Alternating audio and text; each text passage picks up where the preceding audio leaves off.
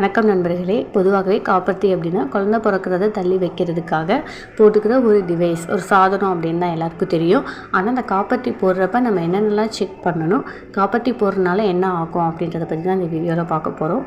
நீங்கள் காப்பர்த்தி போட்டிருக்கீங்க இல்லை போட போகிறீங்க அப்படின்னா ஃபஸ்ட்டு அந்த காப்பர்த்தி போட போகிற காப்பர்த்தி எத்தனை வருஷத்துக்கானது அப்படின்றத பார்க்கணும். 1 வருஷமா 2 வருஷமா, ஏன்னா 12 வருடங்கள் வரையுமே போட்டிருக்க காப்பர்த்தி எல்லாம் இருக்குது. அடுத்து நீங்கள் காப்பர்த்தி போடுறீங்க அப்படின்னா எல்லாருக்குமே ஒரே மாதிரி செட் ஆகுமா அப்படின்னா கிடையாது. ஒவ்வொருத்தவங்க சென்சிட்டிவாக இருப்பாங்க. அப்படி இருக்க உங்களுக்கு அரிப்பு ஏற்படும். அப்படி அரிப்பு உங்களுக்கு வஜைனல் ஏற்பட்டுச்சு அப்படின்னா அதனால இன்ஃபெக்ஷன் ஆகிறதுக்கு அதிக சான்ஸ் இருக்குது.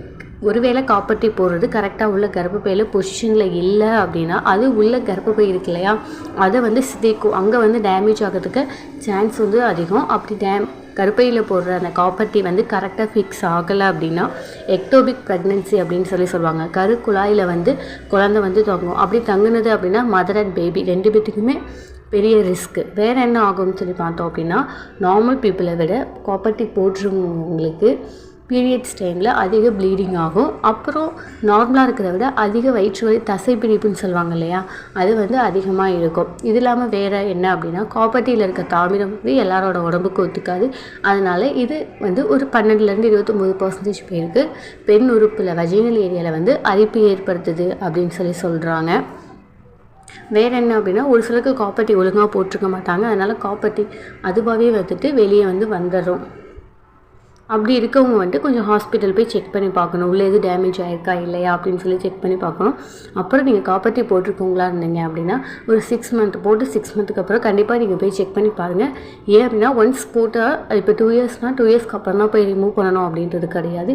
இடையில போய் நீங்கள் போட்டிருக்க காப்பர்ட்டி அதே பொசிஷனில் இருக்கா, உள்ளே உங்களுக்கு எந்த டேமேஜும் இல்லையா அப்படின்னு பார்க்கணும். காப்பர்ட்டி போடுறதுனால உங்களோட நார்மல் செக்ஷுவல் லைஃப் கொஞ்சம் சேஞ்ச் ஆகும். பெயின் ஒரு சிலருக்கு அதிகமாக இருக்கும், டிஸ்கம்ஃபர்ட் இருக்கும், ப்ளீடிங் ரொம்ப அதிகமாக இருக்கும்.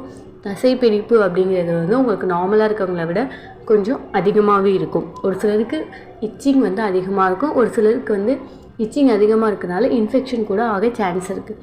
அதனால் நீங்கள் காப்பர்ட்டி போடுறீங்க அப்படின்னா எத்தனை வருஷத்துக்கு அது போடுறீங்க அப்படின்றத பார்த்துட்டு உங்களுக்கு செட் ஆகுதா இல்லையான்றதை பார்த்துட்டு அதுக்கப்புறம் நீங்கள் டிசைட் பண்ணிக்கோங்க. வேலை போட்டிருந்தீங்க அப்படின்னா உங்களுக்கு இதெல்லாம் இருக்கா அப்படின்னு பாருங்கள். இருந்தது அப்படின்னா உடனே ஹாஸ்பிட்டல் போய் உங்களோட காப்பர்ட்டி பொசிஷனில் இருக்கான்னு செக் பண்ணிக்கோங்க. அப்படி இல்லை அப்படின்னா அதை ரிமூவ் பண்ணிக்கோங்க. இந்த வீடியோ ரிலேட்டடாக ஏதாவது டவுட் இருந்தது அப்படின்னா கீழே கமெண்ட் செக்ஷனில் கமெண்ட் பண்ணுங்கள்.